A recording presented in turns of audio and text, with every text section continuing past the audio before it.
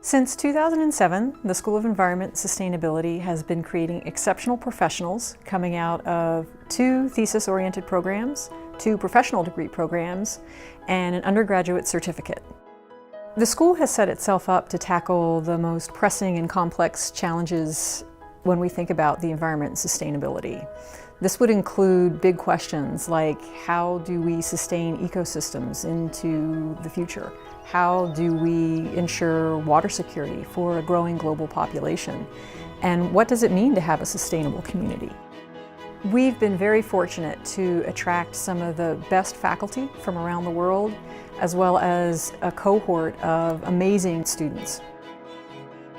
As a SENS student, we bring our own perspectives to the table as we work through these complex environmental issues to find really great solutions. I chose to come to SENS to advance my environmental skills because back home, where I'm from, environmental issues have not really been tackled. SENS taught me to trust myself, to trust that I can step outside my comfort zone and excel in it.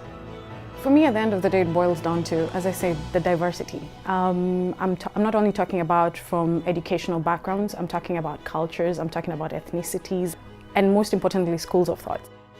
We have over 130 alumni who have now gone on to work for the public sector, the private sector, nonprofit sector, and research sectors. SENS is built on a foundation of partnerships from the local to the global. And that means everything from working with our own local Saskatoon community to the partners that we have all across the globe. We strive to teach our students how to connect with communities, to understand different perspectives and different ways of knowing.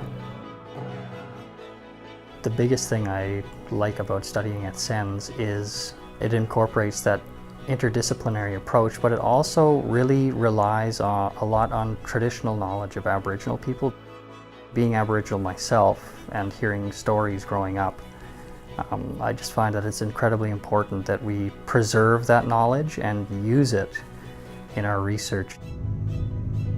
SaskPower is the primary operator of the dam that I'm looking at in my research, and they're also a big part of my funding, so I really thank them for that. Hopefully, I'll be able to inform them of any potential impacts that their operation may have on the macroinvertebrates and work with them to find ways to mitigate those impacts. Partnerships between SaskPower and the people of Cumberland House are incredibly important because we get both viewpoints. So we get SaskPower's viewpoint on things as well as traditional knowledge from the people of Cumberland House.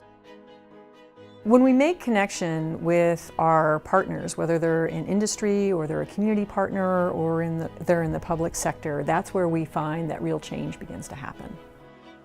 Priorities for SENS going forward encompass 2 areas, one in predictive aquatic toxicology and another in renewable energy in remote northern and indigenous communities. Our chair in predictive aquatic toxicology for Dr. Marcus Hecker aims to help improve water quality while also reducing the impact on testing on animals.